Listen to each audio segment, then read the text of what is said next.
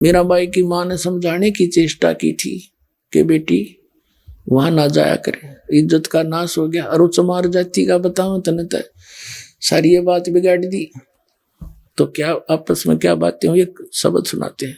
अब मीराबाई की माता कहती है, सत्संग में जाना मीरा छोड़ दे, सत्संग में जाना मीरा छोड़ दे,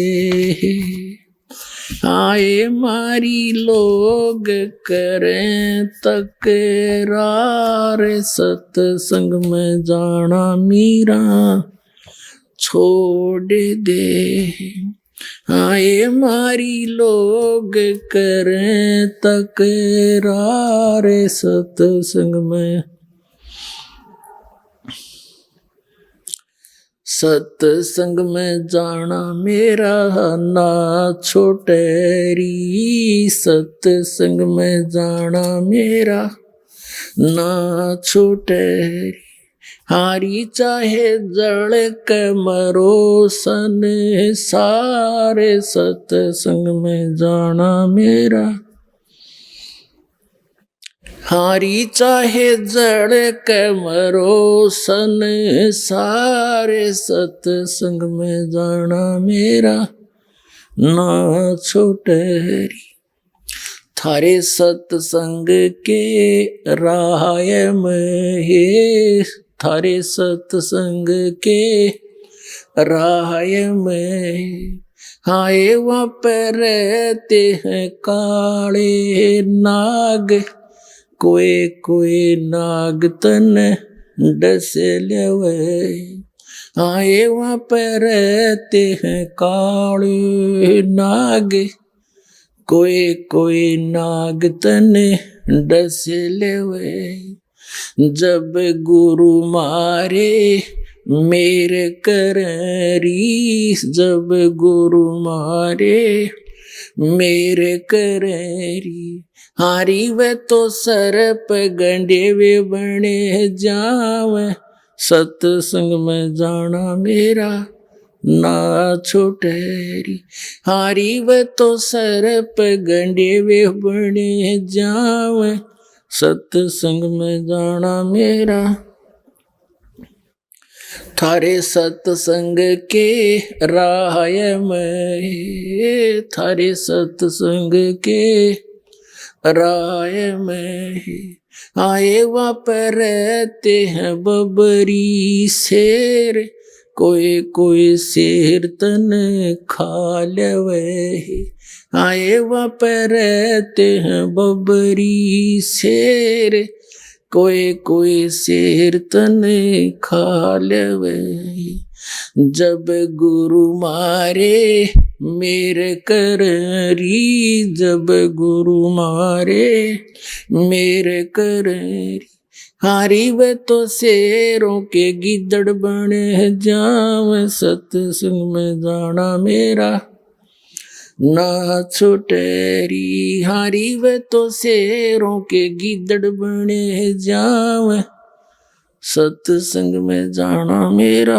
ना छोटेरी, थारे सत्संग के बीच में, थारे सत्संग के बीच में, आए वहाँ पर रहते हैं साधु संत, कोई कोई संत तन ले रमे, आए वहाँ पर रहते हैं साधु संत, कोई कोई संतन ले रमे, तेरे रे मन में माता पाप हैरी, तेरे रे मन में माता पाप हैरी, वो संत मेरे माँ बाप हैरी, वो संत मेरे माँ हैरी, हारी ये तो कर देंगे बेड़ा पार, सत्संग में जाना मेरा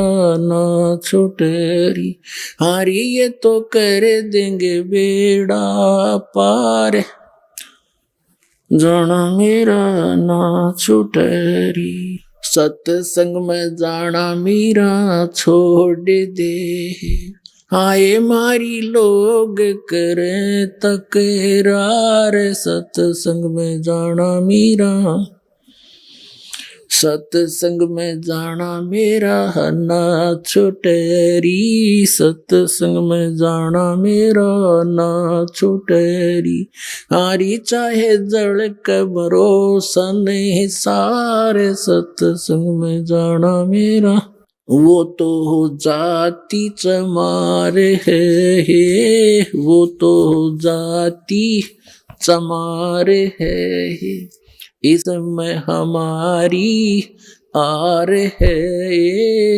इसमें हमारी आर है, तेरे री लेख माता चमार है री, तेरे री लेख माता चमार है री, वो मेरा सृजन आर है री, वो मेरा सृजन आर हैरी, आरी वो तो मीरा के गुरु रविदास, सत्संग में जाना मेरा ना छुटेरी, हरी वे तो मीरा के गुरु रविदास, सत्संग में जाना मेरा ना छुटेरी। सत साहिब। अपने आत्माओं, वैसे तो मीराबाई जी का और भी आगे बहुत बड़ा कथन है, क्योंकि आप जी ने अभी इनकम्प्लीट स्टोरी सुन रखी है सारी ही सारी। आगे क्या हुआ, मीराबाई जी को बहुत तंग किया करते थे। मीराबाई ने सोचा ये रोज दुखी रखे, ज्ञान ऐसा मिल गया है, अपनी भक्ति कहीं और कर लूंगी, परमात्मा साथ रहेगा, गुरु जी ने कह रखा है। तो मीराबाई घर त्याग कर चल पड़ी। आगे जाकर क्या देखा, एक साधु था, संत, और वो नकली डुप्लीकेट संत था, ड्रामा करता था, कैसे गुफा में रहता था, और वहां उसके लिए एक प्रसिद्ध था कि भाई वो संत औरत के दर्शन नहीं करता। मीराबाई गई, वहां कुछ भक्त बैठे थे गुफा में, शाम के समय आता था, उसने कोई समय फिक्स कर रखा था अपने दर्शन देने का। तो उन्होंने पूछा मीराबाई से कि कैसे बैठे हो भक्तों, उन्होंने बताया बहन ऐसे ऐसे एक संत है, उसके दर्शन करेंगे। वो बोली मैं भी दर्शन करूंगी। मीराबाई से उन्होंने कहा कि नहीं, वो औरतों को दर्शन नहीं देता, पुरुष पुरुषों को देता है। मीराबाई बोली कि मैंने तो सुना है पुरुष एक ही है और सब उसकी पत्नी है, वो एक ही पीव है, सबका एक मालिक है, क्योंकि परमात्मा का ज्ञान ऐसा है। ये तो बच्चा रहा दे नकलिया न थे। तेनो बोली भाई मैं तो दर्शन करके जाएंगी, जब दूसरा भगवान आड़े बैठे थे, पुरुष अगर यही है तो फिर मैंने धक्के खाने की क्या जरूरत है। जब यू पुरुष है, यू परमात्मा है, तो बैठी मैं तो उसके दर्शन करके जाएंगी। उसके पास संदेश आ गया कि एक बाई है और ऐसे ऐसे कह रही है, उसके भी कान खड़े हो गए, अगर मैं दर्शन करके जाएंगे। वो आ गया बाहर। मीराबाई बोली भाई मन तेनू सुना, तू क्या है, इस शरीर से पुरुष मानता अपने आप को, कल मृत्यु कब जाकर गद्दी बनेगी तू, फिर कहाँ गया तेरा पुरुष बना है, डले डोन लाग रहा, आ मेरी गेल तेन संत मिलाऊंगी। उसकी भी चौन तोड़ दी। अरे पुरुष तो कोई एक है और तू नफरत करता औरतों से, तो क्या आत्मज्ञानी है। फिर पुणात्माओं, जैसे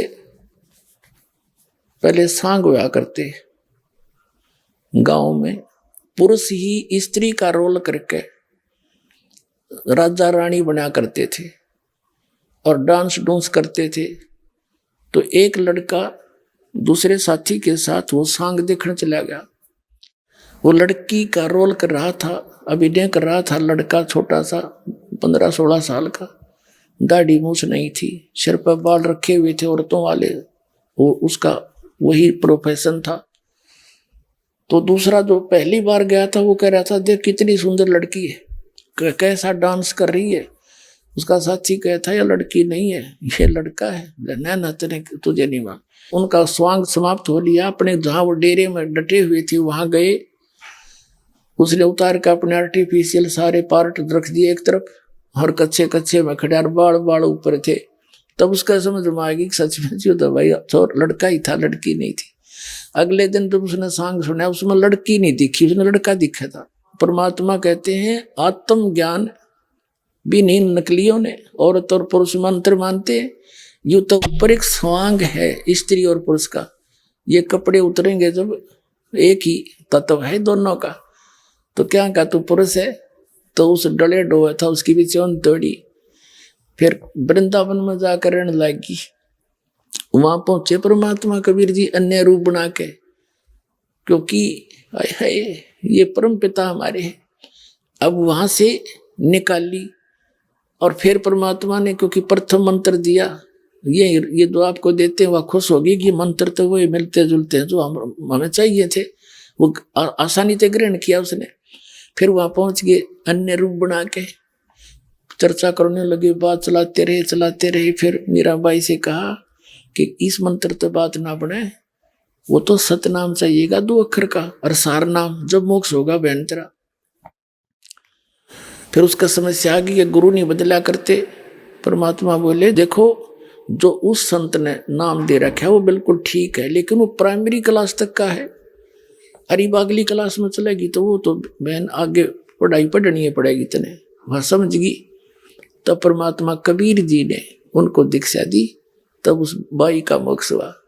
अब ये 3 गाटा जोड़ रहे थे, कृष्ण जी के गुण गाया करती, वह मोक्ष होगी। कृष्ण का मोक्ष कोई ना, मीराबाई का कहां से होता। अब उस बहन ने, उस विधवा बहन को भगतनी ने बताया कि बहन दुनिया की नहीं मान्या करते, यदि मीराबाई लोक लाज करती आज गदी बनी अंडा कुतिया बनती, और सब कुछ तोड़ के बंधन भगवान की भक्ति करके दुनिया गुण गाओ से बहन काज। और देख ले तू, सोच ले, यह बात उस विधवा बहन के समझ में आएगी। ताकि भाई ये समाज तो वो भी ना जीने देता, यार तेरे भी बकवाद कर रहे ये चाचे ताऊ इसके छोड़ेगे। कभी नो कह तू वहां खड़ी देखी थी, तू वहां ऐसे क्यों गई थी, ये तो फिर भी पीछे पड़े रहे, चल देखी जाएगी। परमात्मा साथ देता जब ऐसे दृढ़ निश्चय से चलते हैं।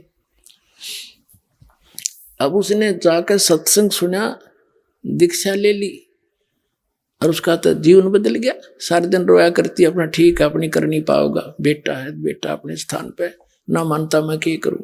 लेकिन एक अर्ज रखा करती गुरु जी के पास कि महाराज जी लड़का बिगड़ गया और शराब पीवे है, मानता नहीं कहे की। परमात्मा बोले बेटी तू हिम्मत करके लगी रहना, हिम्मत ना रही है, आन देश में परमात्मा के पास सारे तरीके होते हैं, पर तू दृढ़ रहना।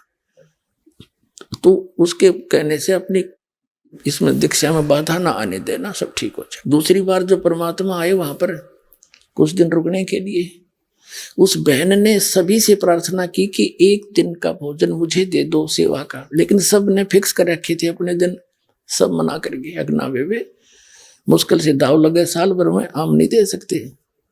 तब जिस बहन ने उसको प्रेरणा दी थी, उसने शाम का समय दे दिया उसको कि मेरे वाले दिन में सुबह मैं करा दूंगी भोजन, शाम ने तो करा दी। अच्छा, अब उस बहन ने शाम ने भोजन बनाया खूब जी ला के, और लीला कहते हैं परमात्मा पता नहीं के कर दे, कैसी लीला करता है। उस बहन का बुखार हो गया, जोर का जबर हो गया, और इतना हो गया कि 10 कदम नहीं जा सकती। उसने भोजन बना के तैयार कर दिया, उस समय अचानक बुखार बन गया और हरत घनी होगी। और वो लड़का एक निकम्मे गिरोह में फंस रहा था, चोर उचुक के डाकुओं में। उन्होंने रात में स्कीम बना रखी थी कि आज राजा के घर में चोरी कराएंगे, रानियां के हार 9-9 लाख रुपए के बताते हैं, और सब आप अपने मियाँ मिठू अरे और सब नो कोई नू लावांगे, इतने हार हो जाएंगे, फिर घर बनावांगे, ऐसे कोठी बना लेंगे। तो कहने लगे भाई रात ने 12 बजे इस मंदिर में आ जाइए, कोई बाहर जंगल में मंदिर था, उसके आसपास इकट्ठे हो जी, वहां से चलेंगे। तो सब चले गए अपने खाना खुना खाकर जल्दी आने के लिए। वो लड़का आ गया शाम को 7-8 बजे सी, वो दिन जल्दी आ गया। माँ ने कहा बेटा मेरी तबीयत होगी खराब, मैंने अपने गुरुजी का भोजन पहुंचाना था, मैं चल नहीं सकती, बेटा एक बार आश्रम में भोजन दिया तू महाराज जी भक्ता का। अब उसने सोची तू आश्रम में जाएगा, और आने जाने में समय ना लग जा चाहता, और तू पीछे रह जा, वहां रात ने चोरी करने जाना है। मना कर दिया, कहने लगा माँ मैं नहीं भोजन दे के आऊंगा, और तू भी मत जाया कर वहां पर, पता नहीं दुनिया क्या क्या कहती है तेरे बारे में। उस माँ ने कहा बेटा मेरी इज्जत रख दे तू, आज हाथ जोड़ के तुमने समय मांगया है, और आगे मुझे कोई टाइम नहीं देगा। एक दिन का भी गुरुजी भूखे रह गए थे, और सब जा चुकी है वहां सत्संग में, मैं अकेली रह गई पाछे थे। बेटा मैं चल नहीं सकती, बहुत कुछ कहा पर वो मानना नहीं। फिर वह रोने लगी बैठ के, हे भगवान आज किसे कर्म फूटे मेरे। तो उसने सोचा लड़के ने कि अब माँ रोएगी सारी रात, 2 मिनट तो लगेंगी, 10-20 मिनट आध घंटा तो फटाफट पकड़ा है, बहुत टाइम से वो लेकर अगला दे कहाँ है, वो उसने बांध कर रख रखा था लेकर। अब वो प्रतिदिन एक का प्रार्थना करा करती, परमात्मा मेरा तो एक है बेटा, धन जो भी है वो सुधर जा। तो उन आश्रम वाले भक्तों ने, माइयों ने सोचा, आकाश से सुन दी भगवान गुरुजी ने, उसका लड़का लेके आ गया भोजन, रान लग गया तो फिर इस पर असर भी पड़ेगा। तो गुरुजी से बताया जी उसका रामो नाम था, अगर रामो का लड़का आ गया, आपने बड़ी दया करी, बहुत रोया करती, इस बात की मारी किसी प्रकार सुधर जाओ। अब वो गया तो पूछा भी गुरुजी कहाँ है, भोजन कराना है, मेरी माँ तो बीमार होगी। भक्ता ने बताया गुरुजी स्नान करने जा रहे हैं, भाई 10 मिनट बैठ जा। वो बैठ गया, गुरुजी आगे भोजन रख दिया। फिर उन्होंने बताया जी ये रामो का लड़का है, और आपने बड़ी सुनी, तो यू आ गया आपके दर्शन करने के लिए। तो गुरुजी ने सोचा ला बेटा बालक से 2-4 बातें बता दूं, इसका असर हो जा। कहने लगा बेटा भक्ति करते हैं, मनुष्य जीवन भगवान ने इसलिए दिया है, भक्ति करे, बुराइयां तो बच कर है, यो जीवन बार बार नहीं मिलता। वो लड़का बोला बाबा जी जल्दी रोटी खा, मैंने देर हो है, तेरे लेक्चरों की जरूरत नहीं। अब उस महात्मा ने सोचा भाई तो सचमुच निराय निकम्मा है, ठीक रो है वह लड़की इसने। ये महाराज जी के बोला अपने खा के खाना, और लेकर वो बर्तन, और वो तो स्पीड खींच दी वापस, क्योंकि उसने तो रानिया के हार दिखे थे। अब रास्ते में उसका कांटा लग गया पैर में, और लग कर सूल की करकी टूट गई बबुल की। अब कदम नहीं उठ रखा जा, एडी पंजा नहीं टेका, एडी एडी टेकता आवे, चल जा नहीं, धीरे धीरे आ रहा। उसकी आते ही वो बर्तन मारे पटक के, और लगा ऊट पटांग बकवाद करने अपनी माँ को, आज गया था तेरे सत्संग में, आज मेरे पैर में कांटा लग गया, और तू नो कह उड़े सब न सुख हो है, मेरा तो दुख हो गया, और आस पास से तू भी नहीं जाएगी उड़े, और मैं तो उधर मुंह करके भी ना सोऊं। क्योंकि उसने तो फिर नो हो गया कि तू जा नहीं सकता, भागना पड़े तो भाग नहीं सकता, चोरी कराएंगे तो सारे सांग करने पड़ेंगे। तो घना दुख मान रहा हो इस बात का।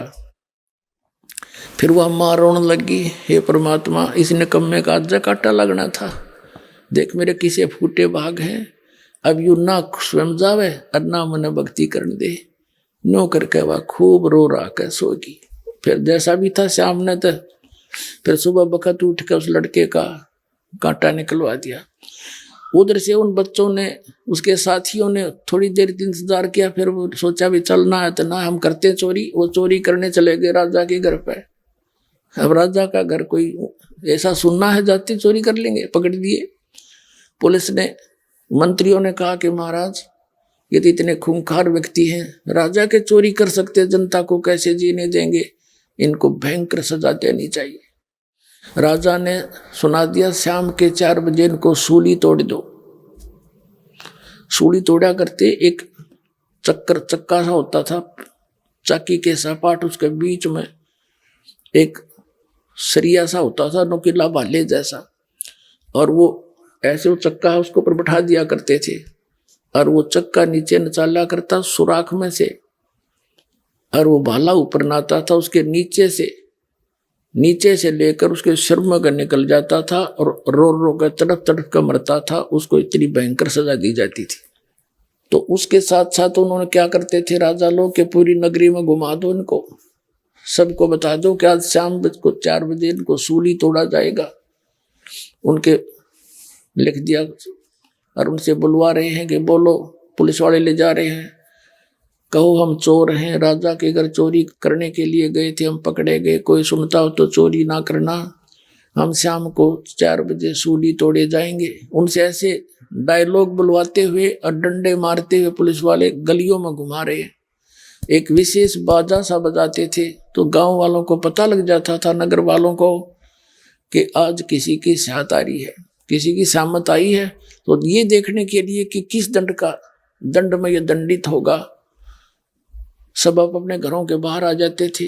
राजाओं का ये होता था उद्देश्य कि इनके डर से और भी डरेंगे, कोई चोरी चारी ना करेंगे, शांति बनी रहेगी। तो दोनों माँ बेटा भी ये देखने के लिए कि किसको क्या दंड मिल रहा है, वो अपनी गली में आकर खड़े हो गए। जब वो बच्चे आए, उनकी मिली आंख में आंख दोनों मित्रों की। उस लड़के ने सोचा तो पकड़े गए, वही हैं तेरे वाले साथी। और वो कहते आ रहे हम चोर हैं, राजा के घर चोरी करे थे, हम पकड़े गए, आज हम सूली टूटेंगे शाम को, कोई सुनता हो तो चोरी ना करियो। जब वो आगे चले गए उनके घर से, माँ अपने घर में आ गई। वो लड़का अपनी माँ के चिपट गया और बुरी तरह रोने लग गया और कहने लगा। उसकी माँ ने सोचा क्यों रोया बेटा, बेटा क्या हो गया, अब तो तेरा कांटा भी निकलवा दिया, अब क्यों रो रहा है, तू क्या दुख है। कि माँ धन है तेरे गुरुदेव का और धन है तेरी भक्ति। माँ आज तेरा बेटा नहीं रहना था, आज मुझे भी सूली टूटना था, और धन है कल मेरे पैर में कांटा लग गया, माँ मैं जा नहीं सका, और आज तेरा बेटा नहीं था। मतलब फिर उसका याद आ रही है नकम्मे गए एक माँ, फिर तेरा कौन सहारा रह गया था। तब उसकी माँ रोने लगी कि रे निकम्मे, मैं तो न सोचू था तू दारू दप्पा पीता है, तू चोर भी हो गया था।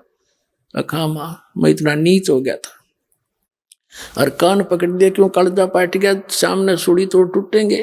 कान पकड़ दिया, आपके साथ चलूंगा, नाम लूंगा, और जिंदगी में कदे चोरी नहीं करूंगा, कोई गलती नहीं करूंगा, शराब भी नहीं पीऊंगा। अब कबीर साहब कहते हैं संत शरण में आने से आई टले बला, जब मस्तक में सूड़ी हो वह काटे में टल जाए। तो पुण्यात्माओं, आप परमात्मा की शरण में आए हो, विश्वास के साथ लगे रहना। ये कोई डूम बाट के गीत नहीं, ये उस परम पिता का बोला हुआ शब्द जो दास आपको बता रहा हूं, और सारे सत्य होंगे।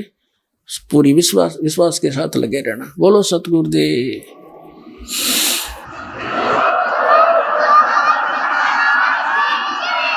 पुण्यात्मा, आपका बहुत बड़ा सौभाग्य है, आप जी को परमात्मा का वो यथार्थ मार्ग मिल गया, जिसको खोज के ये ऋषि अपना शरीर नष्ट करके चले गए, हजारों वर्षों तक कठिन साधनाएं की, क्योंकि उनके पास ये यथार्थ मार्ग नहीं था। गीता जी अध्याय नंबर 16 के श्लोक नंबर 23 और 24 में कहा है कि शास्त्र विधि को त्याग कर जो मनमाना आचरण करते हैं, उनको न तो सुख होता है, न उनको सिद्धि प्राप्त होती है, और न ही उनकी गति होती है। और कबीर परमात्मा भी जब यहाँ आए थे दाता, हमें ये ज्ञान कराने के लिए इस कलयुग में सन 1398 में अपने सतलोक से चलकर आए थे। एक शिशु रूप धार के लहर तारा नामक जलाशय में कमल के फूल के ऊपर एक नवजात शिशु का रूप धारण करके विराजमान हुए थे। वहां से नीरू नीमा नाम के एक दुल्हा दंपति साथ ले गए, उनका संतान नहीं थी,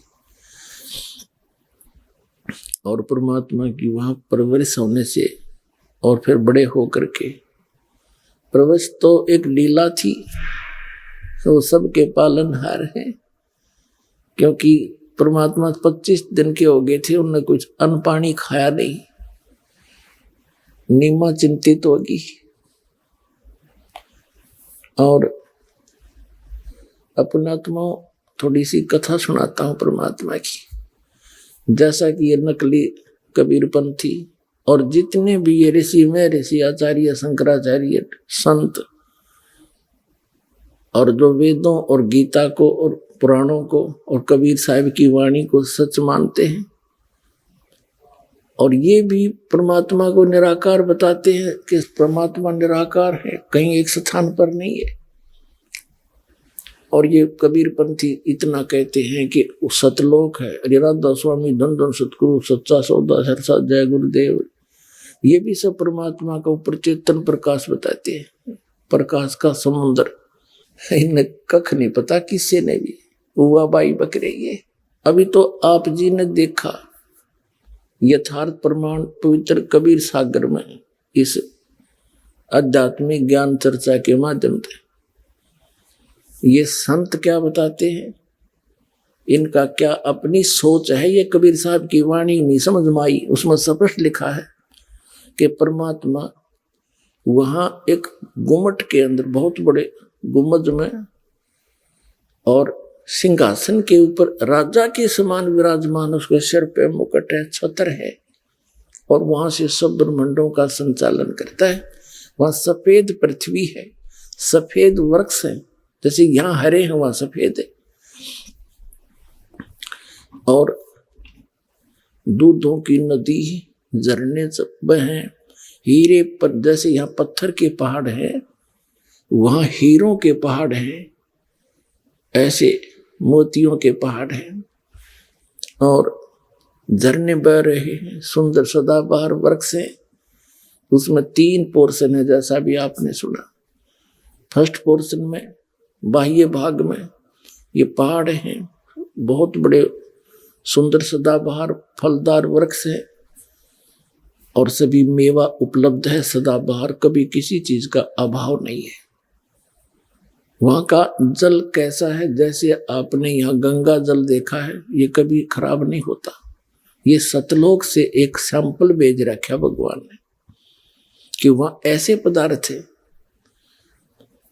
और फिर उसके बाद बहुत बड़ी सृष्टि है जिसमें नर और नारी ऐसे ही परिवार हैं, अलग अलग सबके मकान हैं, कोई राग द्वेष नहीं है, क्यों अभाव नहीं किसी चीज का। सबके आंगनों में फलदार वृक्ष, फलदार मेवा, काजू और अमृत सरोवर छोटे छोटे सबके भरे। जैसे हमारी एक वृत्ति है यहाँ मन की, जिसके पास 2 पैसे हो जाएंगे बड़ी तक कोठी बनावेगा, आगे पार्क बनावेगा, उसमें फिर झूले झाले लावेगा, फिर एक स्नान के लिए एक टैंक बनावेगा, और फिर और भी घनी जगह है तो उसमें साग सब्जी के लिए और पपीते सपीते कुछ फल फ्रूट भी लगाओगा। तो ये तो एक डुप्लीकेट सा काम है। वहां एज इट इज हम देख कर आए थे, जिसको आज हम यहाँ चित्रार्थ करने की कुचेष्टा कर रहे हैं, वो है ही नहीं वो वस्तु। तो वहां आपके सभी प्राणियों के, चिट्टी से लेकर हाथी तक जितने भी मानव हैं, आप सभी के वहां पर अलग अलग मकान खाली पड़े हैं जहां आप रहा करते थे। अब ये बात आपका समझ में ना आवे क्योंकि आपने ये ज्ञान कदे सुना ही नहीं, लेकिन ये कोई डूम बाट के गीत नहीं और कोई बकान वाली बात नहीं, क्योंकि वह कहता हम बतेरे रखे पहले अटपट करके। ये तो विद प्रूफ दास बता रहा है, और परमात्मा ने आकर ये ज्ञान स्वयं यहाँ बताया है, वही आपके सामने दास उसको समझ कर समझा रहा है। तो वहां आपको वो सुख था जिसको आप यहां खोज रहे हो। कोई बुढ़ा होना नहीं चाहता, कोई भी वृद्ध अवस्था को पसंद नहीं करता, और सारे वृद्ध होंगे, और कोई मृत्यु नहीं चाहता, और सब मृत्यु को प्राप्त होंगे।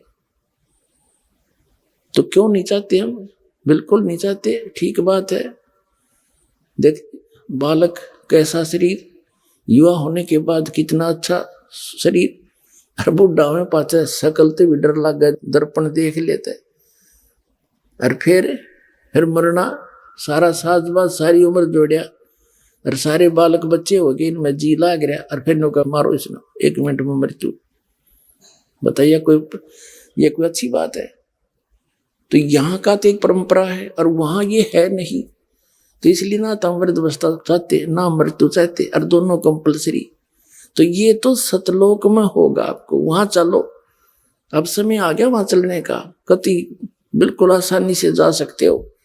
लेकिन ये मंत्र जाप करना पड़ेगा जीवन, रोहतास आपको बताएगा, और मर्यादा में रहना पड़ेगा। आपको यहां तो सुख देंगे ही देंगे, और फिर वहां देखना सतलोक में। परमात्मा कहते हैं, अब पहले थोड़ा सा आपको दिखाते हैं, जैसा अब प्रसंग चल रहा था कि परमात्मा सतलोक में कैसा है और कौन है वो, उसका नाम क्या है। अभी तो आपने कबीर सागर में देखा, धर्मदास जी को परमात्मा स्वयं लेकर गए, कबीर परमेश्वर जी, और वहां जाकर उसने क्या आंखों देखी, फिर वर्णन किया ज्ञान प्रकाश कबीर सागर में, बौद्ध सागर के खंड में, कि सतलोक में जब मैं जाग गया तो वहां ऐसे ही नर और नारी करके हंस और हंसनी मेरे से मिलने आए, बड़े प्यार से सीने से लगे, गा के बजा के नाच के फिर भगवान को दिखाने के लिए गए। वहां क्या देखा कबीर साहब, वो जो नीचे से जिंदा महात्मा के रूप में आया था, वो बैठा उस ब्रह्मांड के सिंहासन पर, असंग ब्रह्मांड के कंट्रोलर के सिंहासन पर, और सिर पर छत्र है, सिर पर मुकुट है। वहां सफेद धरती है, सफेद भूमि है, सफेद वृक्ष है, और सभी नर आकार है। उनके गले में रत्नों की माला है, उनकी माथे की शोभा बता रखी, उनके नाक बता रखे, ग्रहण माने नासिका, और बड़े सुंदर हैं। और ये नकली कबीर पंथी या जितने भी संत पंथ हैं, ये सभी बताओ भगवान निराकार है। पुण्यात्माओं, परमात्मा का पाना और सतलोक जाना कति आसान है, इसमें तो कोई बाधा ही नहीं बनेगी, क्योंकि जब आप यहाँ के दुख से परिचित हो जाओगे और वहां के सुख से, और प्रमाण सहित आपको पता लग जाएगा। अब पुण्यात्माओं, देख परमात्मा ने कितनी दया कर रखी है आपके ऊपर, आप कितने लाडले हो उस परमात्मा के बच्चे, बहन और भाई जितने भी यहाँ आए हैं। हम दासों की सेवा लगाई, बच्चों ने मिलकर आश्रम बनाया, शेड डाला, और आपके आने से पहले पलक बिछाए बैठे रहते हैं। कितने भगत बहन भाई आएंगे, मैट बिछा देते हैं, अच्छा बढ़िया देसी घी का प्रसाद हलवा, और भाई अच्छे बढ़िया भोजन आहार आपको परमात्मा की तरफ से ही है ये सारा खेल। और ऐसे सर्दी में देकर जाई है, अरे अमृत वर्षा कर रहे हैं, इसमें कृपा करके लटके ना लियो, पूरा ज्ञान सुनियो, कदे खा कर अच्छा देसी घी का लोड कर जाए, ऊँगे जाओ बैठे बैठे, फिर आना नहाना बराबर है। तो कबीर साहब कहते हैं, निंद्रा काल जाल है भाई, जो सोवत हैं सो खोवत हैं, जागत है सो पावत हैं। तो जागो भी, वैसे भी जागो, अरे नींद ने भी थोड़ा कंट्रोल करो, और सुनो अमर कहानी उस परम पिता की। आपको प्रमाण दिखाते हैं। पुण्यात्माओं, ऐसा सीजन, ऐसा एटमॉस्फेयर, मीठी मीठी सर्दी और सारी व्यवस्था है, और परमात्मा की भक्ति, वो अमर कथा, वो अमृत वर्षा उस सत्संग की, जिसकी आत्मा को युगों युगों से भूख है, यहां तृप्त हो रही है वो। तो इस आत्मा ने सुआओ मत, जागृत रखो और सुनो उस परमात्मा की अमर कहानी। तो पुण्यात्माओं, परमात्मा का पाना सब तो आसान है, क्योंकि इसमें कुछ करना है को नहीं, नाम जाप करना बस। नाम चलते फिरते उठते बैठते मर्यादा में रहना है, और जैसा परमात्मा आपको वित्त दे उसमें से दान भी करना है, क्योंकि धर्म तो धसके नहीं धसके तीनों लोग, और खैरायत में खैर है कीजिए आत्म पोख। तो जो परमात्मा आपको लाभ देगा उससे दान भी करना है, क्योंकि दान से ही लाभ जो धन मिलता है। कबीर साहब कहते हैं, चढ़ी चौंच भर ले गई और नदी ना घट्यो नीर, दान दिए धन घटे नहीं, कह रहे साहिब कबीर। तो इस प्रकार इस तरह से परमात्मा का पाना कति आसान है। अब थोड़ी सी इस मौसम ठीक है, थोड़ा सा समय अधिक लेंगे, क्योंकि ये अमृत वर्षा, ये ज्ञान और ये भगवान कदे कानों नहीं सुना था। और आज परमात्मा अपने बच्चों को बैठा बैठा के प्यारते हैं, और फिर ये अमृत के प्याले पिला रहा है सच्चे ज्ञान के, और वो सच्चे भगवान की कथा, सत्यनारायण कथा। इसके कबीर साहब का नाम लेने ते पाप कटे, नाम लेने तो आत्मा चार्ज होती है। और यहाँ तो सारा दिन उस परमात्मा का की ही चर्चा चलती है।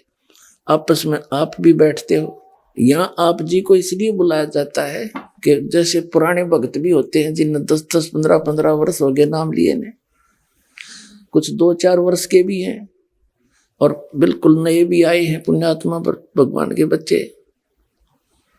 तो पुराणों के साथ आपका आपस में डिस्कस होता है, सत्संग के बाद आप चर्चा करते हो, नए भक्तों का विश्वास दृढ़ होता है कि सचमुच यहाँ ऐसे ऐसे इनको लाभ हुए हैं, ऐसे ऐसे रोग कटे हैं, ऐसे निर्धन व्यक्तियों का आज गाड़ियां चल रही हैं।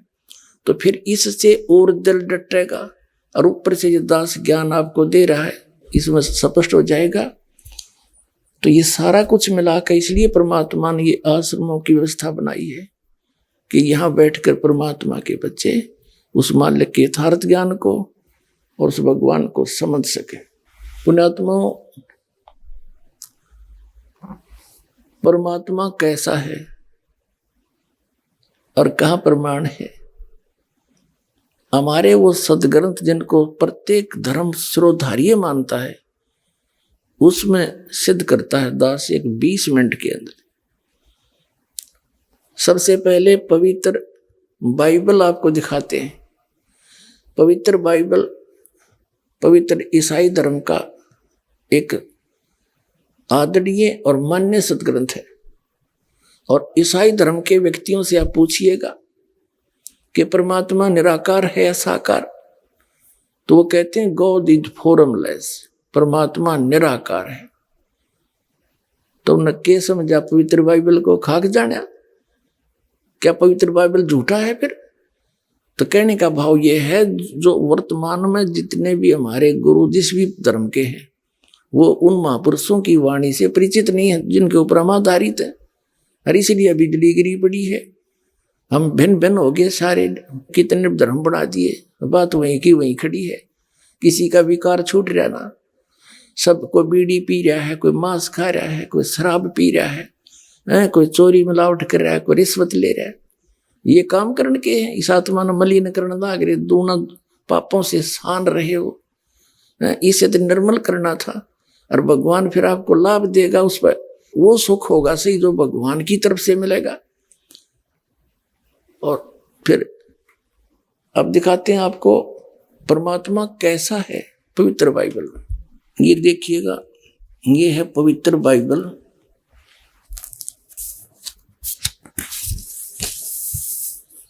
संपूर्ण जीवन अध्ययन बाइबल। और ये कहाँ से छपा है? ये है जर्नल एडिटर है Donald C Stamps MA MDV, ये एसोसिएट एडिटर, ये यहाँ से छपा है। Printed in India, Life Publishers International, Springfield, Missouri USA, printed in India. ये बना वहां से छपा है यहाँ पर। ये सारा इनका पूरा दे रखे हैं यहाँ पर। इससे आपको पढ़ के सुना होगा दास कि परमात्मा कैसा है। पुराना नियम और उत्पत्ति यहां से देखेंगे आप।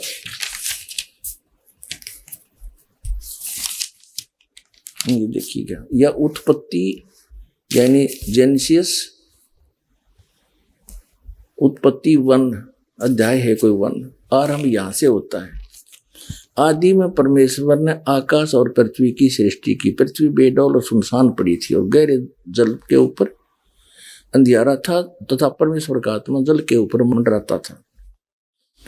ये फिर परमात्मा ने उजियाला किया, परमेश्वर ने कहा उजियाला हो जा, उजियाला हो गया। परमेश्वर ने उजाले को देखा, अच्छा लग गया। तो इस प्रकार ये पहला जन्म हो गया। ठीक है, हम अपने मतलब का पढ़ाएंगे। फिर दूसरा दिन हो गया, दूसरे दिन में 2 संरचना करी, सांझ हुई, फिर भोर हुई, यो तीसरा दिन हो गया। इसमें कुछ और फलदायी वृक्ष जिनके बीज एक एक करके अनुसार उन्हें तो बनाए, ठीक है।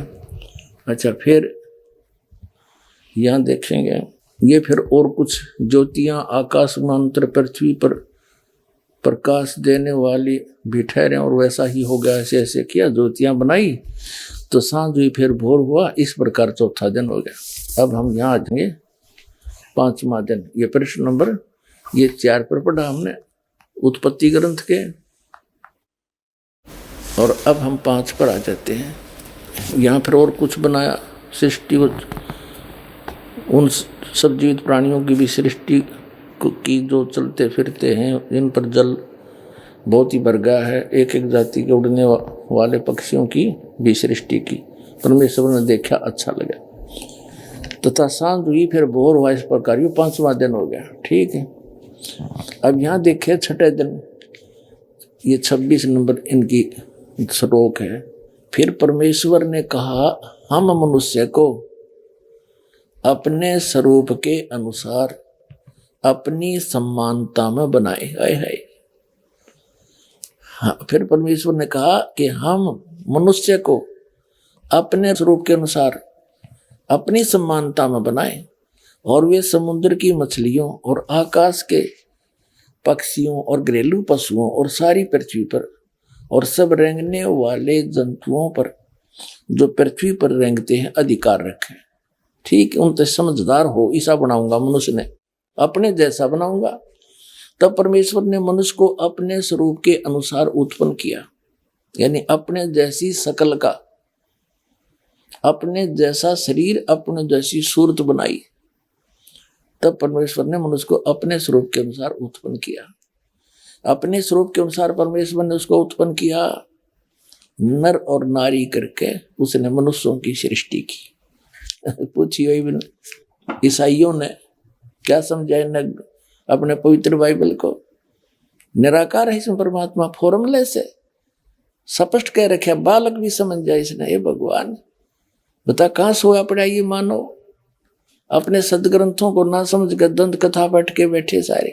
ये देखिएगा, फिर और कमाल कर रखा परमात्मा ने कि परमेश्वर ने उनको आशीष दी और उनसे कहा, फूलो और फलो, पृथ्वी पर भर जाओ और उसको अपने वश में कर लो, और समुद्र की मछलियों तथा आकाश के पक्षियों और पृथ्वी पर रेंगने वाले सब जंतुओं पर अधिकार रखो। मनुष्य को कहा, ये खाने के लिए नहीं कहा, आगे देखो।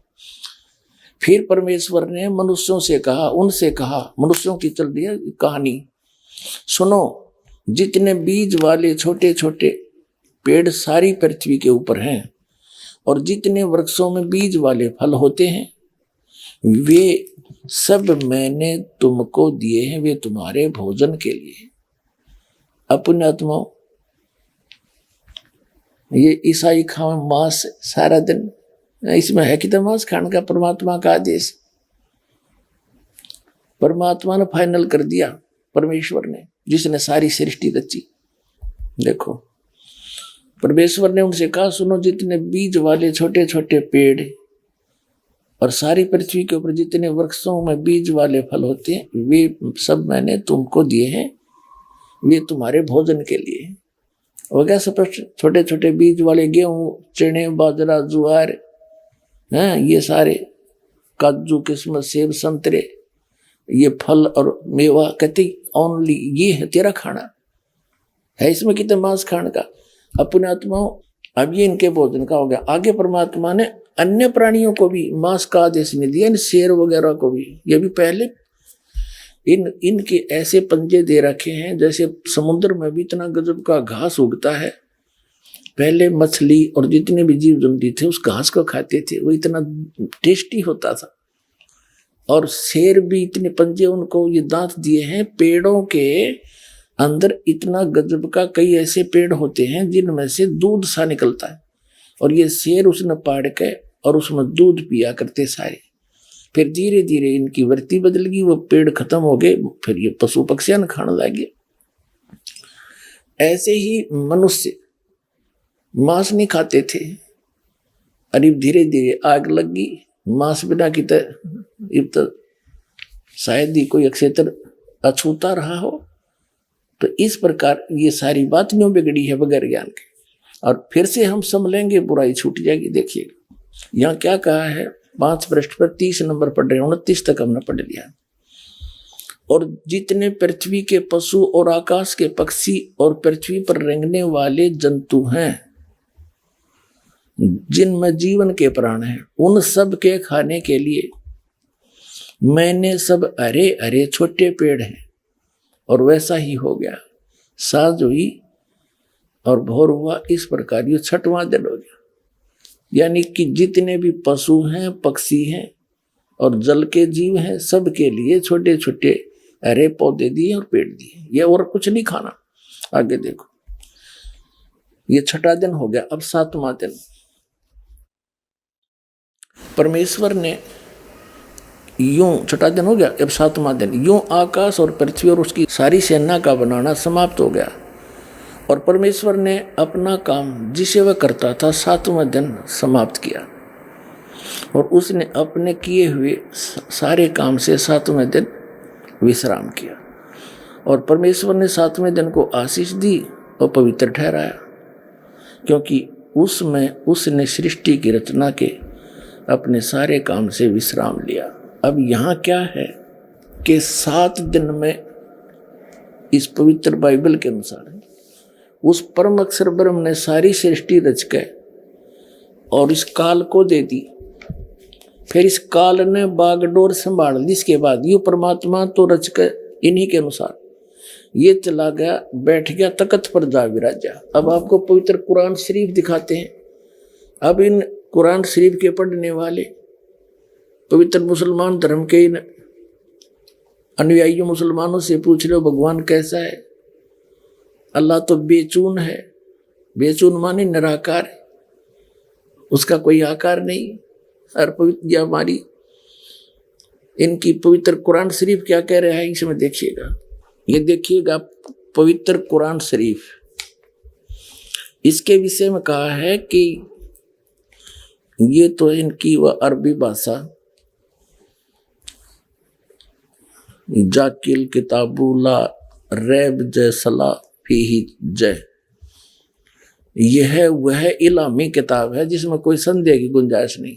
मुसलमान भाइयों के लिए ये फाइनल है कि इस कुरान शरीफ में जो लिखा है इसमें हमने कोई संदेह नहीं। देखो ये क्या है फिर, कुरान शरीफ मुतरजम बरहिस्से सानुवाद सटीपन शास्त्रीय अरबी पद्धति पर नागरी लिपि में रूपांतरकार हैं नंद कुमार अवस्थी। शेरवानी संस्करण ये कहाँ से छपी है, ये वही है सारा। शास्त्रीय अरबी पद्धति पर नागरी लिपि में शेरवानी संस्करण, प्रकाशक है लखनऊ किताबघर, मौसम बाग, सीतापुर रोड, लखनऊ। अब हम इसके 604 पृष्ठ पर आते हैं। सूरत फुरकानी में या सूरतुल फुरकानी कुरान शरीफ, और ये 604 पृष्ठ पे, ये तो है उर्दू भाषा, अरबी भाषा लिखी उर्दू में है। ये इतना, ये सारा एक पृष्ठ के अंदर जो लेख है ये है। और इसी को फिर इस नागरी लिपि में एडिटित अरबी भाषा नागरी लिपि में लिखी है। और फिर इन्होंने कमाल कर रखा है, इसका फिर अनुवाद भी हिंदी में कर रखा है। ये देखिएगा, ये लास्ट में इसमें 52 नंबर आयत है सूरत फुरकानी की। तो इसमें क्या लिखा है, फला तुतियल काफिरन व जाहिदम बिही जिहादन कबीरन। अब इसका अर्थ क्या करा इन्होंने, यहां देखिएगा। अब कुरान शरीफ का ज्ञान देने वाला अल्लाह, जैसे श्रीमद् भगवत गीता का ज्ञान देने वाला ब्रह्म काल और ये कुरान शरीफ का ज्ञान देने वाला दोनों एक हैं। श्रीमद् भगवत गीता का ज्ञान देते समय 4th अध्याय के 34वें श्लोक में गीता ज्ञान दाता कहता कि अर्जुन तू तत्वदर्शी संतों के पास जाकर उस तत्व ज्ञान को समझ और उनको विनम्र भाव से प्रार्थना करने से, कपट छोड़कर दंडोत प्रणाम करने से वो तत्वदर्शी संत तुझे तत्व ज्ञान का प्रकाश करेंगे, तुझे तत्व ज्ञान बतावेंगे। फिर क्या बताता है कि अर्जुन मेरी शरण में रहना है तो तेरी भी मृत्यु मेरी भी मृत्यु, जन्म मृत्यु समाप्त नहीं हो सकती। 18वें अध्याय के 62वें श्लोक में कहा कि तू सर्वभाव से उस परमेश्वर की शरण में जा, उसकी कृपा से तू परम शांति को, सनातन परम धाम को प्राप्त होगा। यानी गीता ज्ञान दाता से अन्य है कोई सुप्रीम गॉड, वो समर्थ परमात्मा। ऐसे ही कुरान शरीफ का जो ज्ञान दे रहा है वो ब्रह्म है, वही है। और वो सामने ना आकर आकाशवाणी करता, वो उसने प्रतिज्ञा कर रखी है कि मैं अपने वास्तविक रूप में कभी नहीं आऊंगा। तो वो क्या करता है, किसी के अंदर प्रवेश करके अपना ज्ञान दे देता है या आकाशवाणी करके दे देता है। ऐसे ही ये कुरान शरीफ का ज्ञान हजरत मोहम्मद जी को प्राप्त हुआ, किसी फरिश्ते के द्वारा। उस काल ने भेजा या उसके अंदर कोई फरिश्ता अंदर प्रवेश करके बोले, चादर ओढ़ कर लेट जाता था, अंदर से आ जाती थी, लिखने वाला लिखता रहता था। या आकाशवाणी के माध्यम से कुरान शरीफ लिखी गई। अब इसमें क्या बताया है कि कुरान शरीफ का जो ज्ञान दाता है उसको मुसलमान धर्म अपना अल्लाह मानते कि वो हमारा भगवान है। अल्लाह ने कुरान शरीफ का ज्ञान दिया। वो कुरान शरीफ बोलने वाला अल्लाह क्या कह रहा है ये देखिएगा। वो क्या कह रहा है कि हजरत मोहम्मद जी को जैसे ब्रह्म ने अर्जुन को श्री कृष्ण में प्रवेश करके ज्ञान दिया, वही बोल रहा है। हजरत मोहम्मद जी को कह रहा कि ए पैगंबर, ये काफिर है ना, ये कबीर नामक वो जो सुप्रीम पावर है, वो सबसे सर्वशक्तिमान परमात्मा है, पाप नाशक है, जिसने सारे ब्रह्मांडों की रचना करी। उसको ये काफिर लोग उस कबीर को अल्लाह नहीं मानते। और तू इनकी बातों में मत आना, मैं जो तुझे कुरान शरीफ के माध्यम से जो ज्ञान दे रहा हूं, इन दलीलों पर तू विश्वास करना और उनके साथ संघर्ष करना। जिहाद का मतलब लठ बजाना नहीं, संघर्ष करना। वो अपना काम करो तो उनकी बातों में मत आना। देखिए अब हम पढ़ रहे हैं सूरत फुरकानी 25, कुरान शरीफ 604 पृष्ठ पे और इसकी 52 नंबर आयत को। ये तो अरबी भाषा है, यह लिखी है देवनागरी में, और ये वही जो कि तू यहाँ पर अरबी भाषा है, लिखी है उर्दू में। अच्छा, इस अरबी भाषा का अनुवाद फला तुतियल काफिरन व जाहिदुम बिही जिहादन कबीरन, यहां देखना, यहां अनुवाद किया है। तो ये क्या उनमें ये बावन सुनोगी।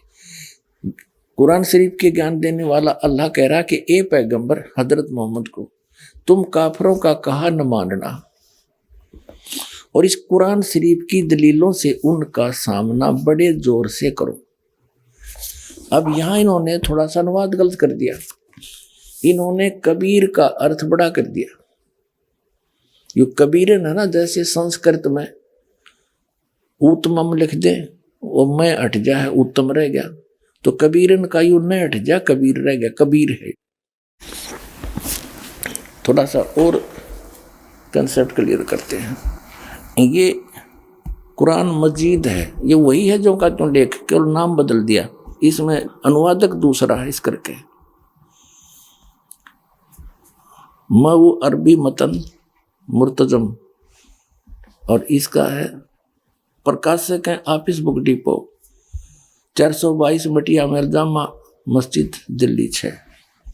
ये है कुरान मजीद हिंदी मुतरजम अरबी मतन तर्जुमा यानी अनुवाद मौलाना फतेह मोहम्मद खान साहिब जालंधरी,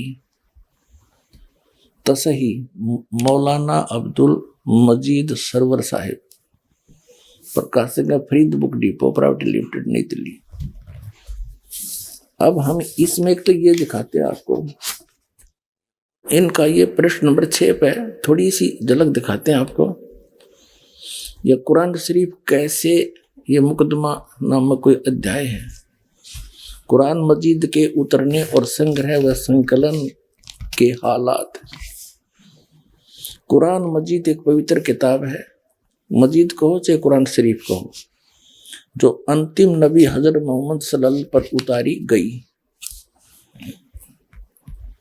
ये अर्शी कुर्सी के मालिक का कलाम है, जो उसने स्वयं एक बरगुजिदा पैगंबर और मुकर्रम यानी सबसे ज्यादा लोकप्रिय बंदे पर नाजिल किया। इस्लाम का आधार इसी आसमानी फरमान आदेश पर है। जिसने अनुपालन किया है वह इस्लाम के दायरे में दाखिल हुआ है। अब यहां देखना ये कैसे उतरी।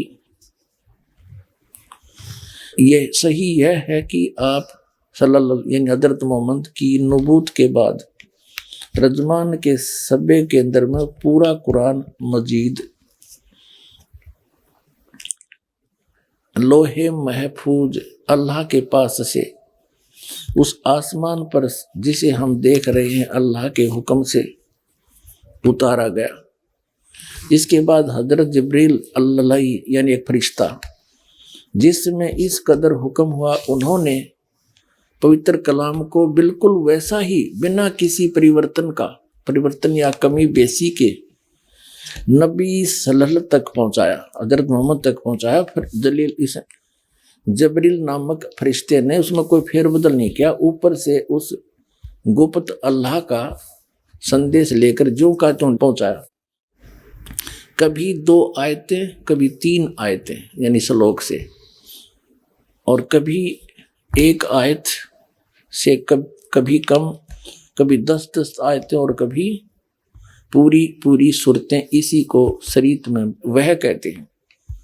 उलमा विद्वानों ने वह के विभिन्न तरीके हदीसों से पेश किए। नंबर 1, हजरत मोहम्मद जी को यह कैसे प्राप्त हुई, किस प्रकार। एक प्रकार से तो जबरील यू लेकर आया और हजरत मोहम्मद को पढ़ाया, उनका याद हो गया। ये देखो फरिश्ता वह लेकर आया हुक्म, और एक आवाज घंटी सी मालूम हो, यह सतीथि उनके हदीसों से साबित है। और यह किस्म वह की सभी किस्मों में सख्त थी, बहुत कष्ट नबी सल्लल्लाहु को होता था।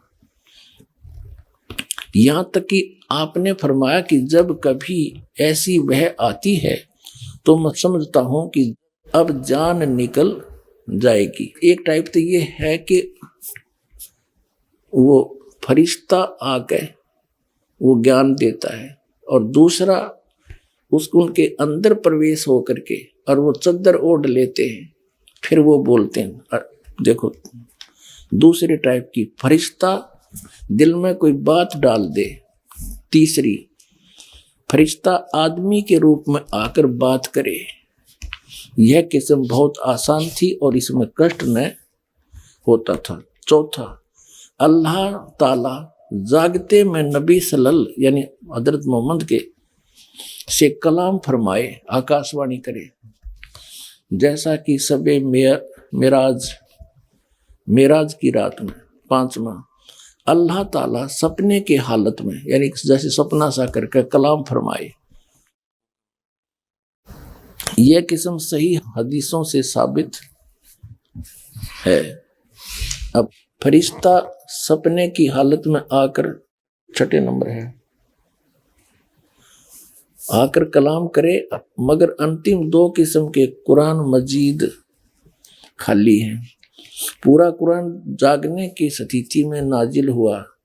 अगरचे कुछ उलमा ने सूरह कौसर को आखिर में किस्म से माना है, लेकिन ये अपने को बता रहे हैं उसके प्रूव करने के लिए इसको रद्द कर दिया है।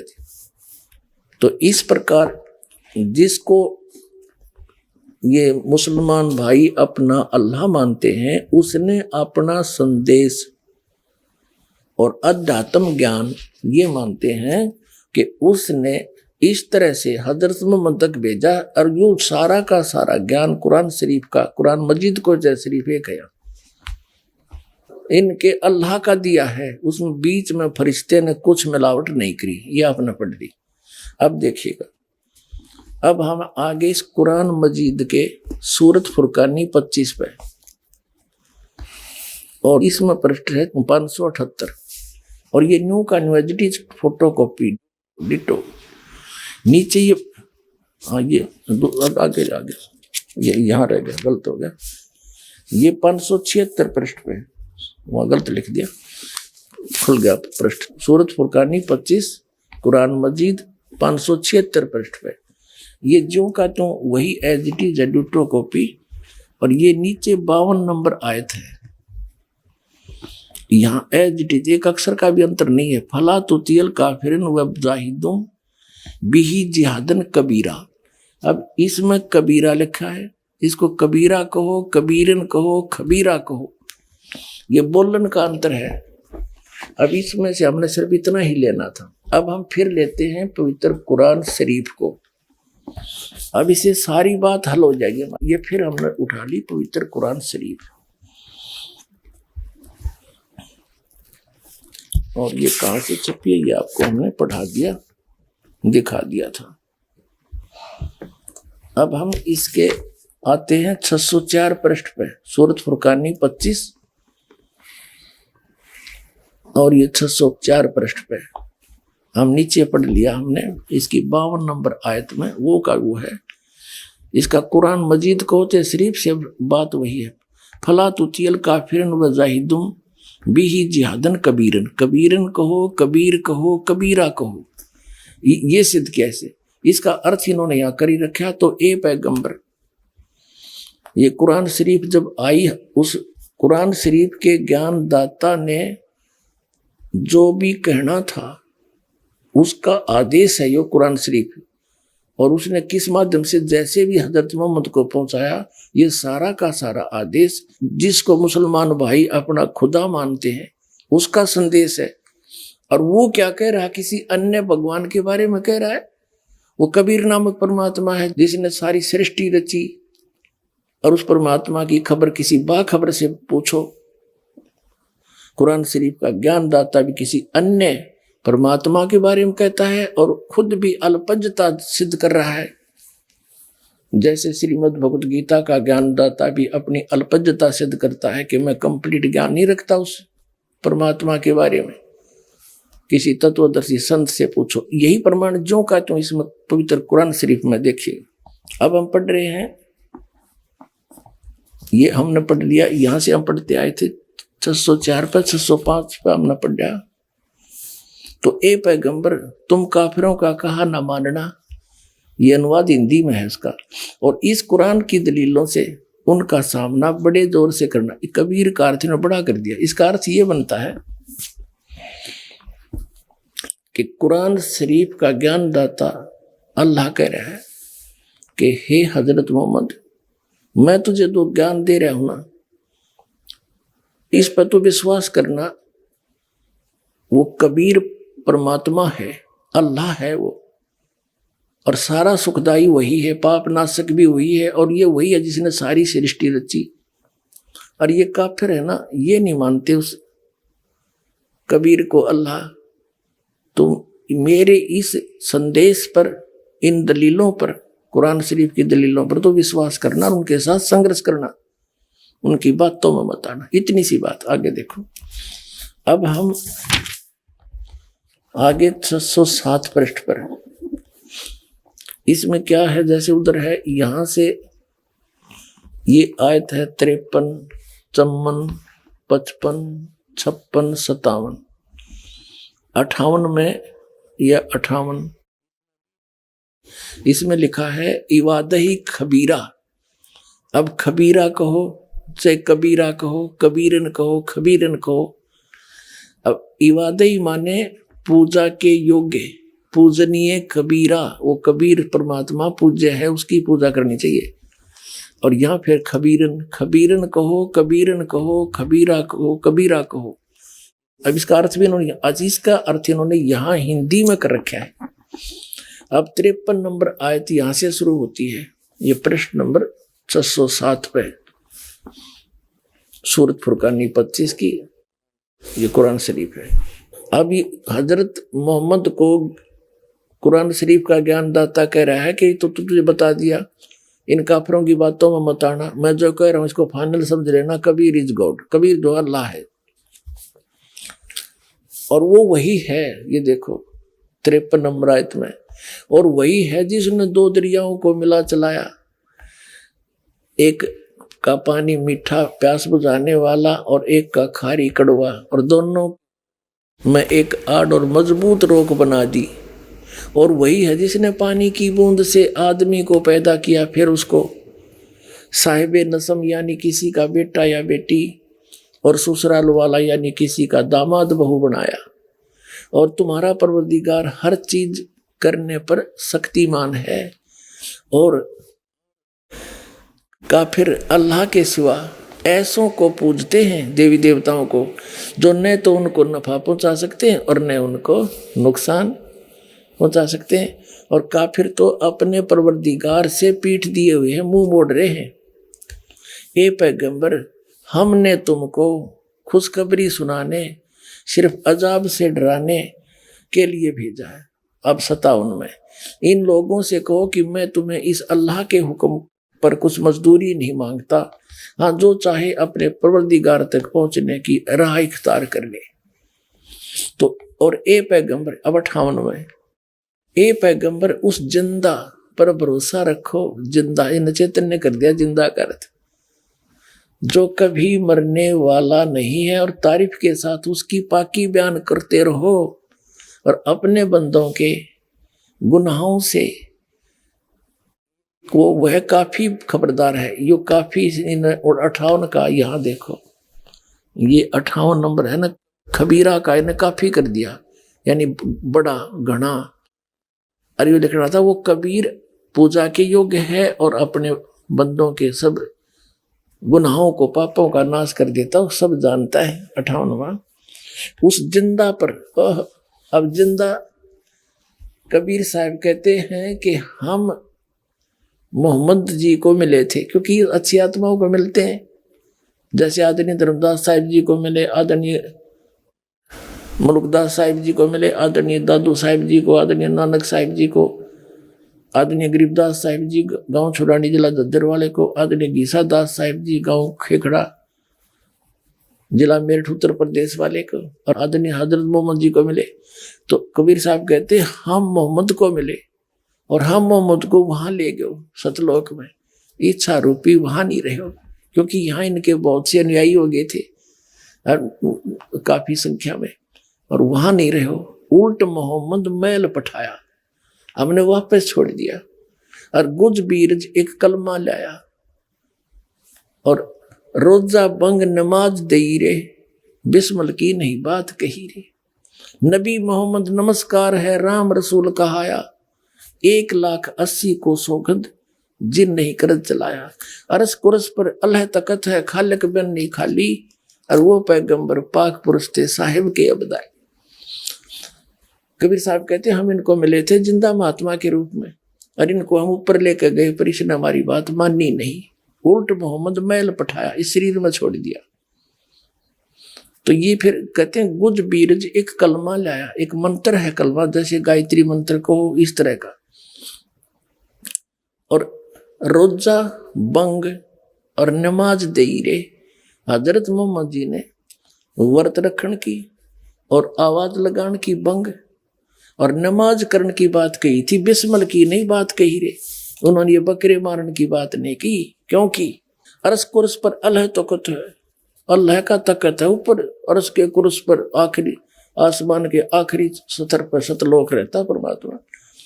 अरस कुर्स पर अल्लाह तकत है, खालिक बिन नहीं खाली।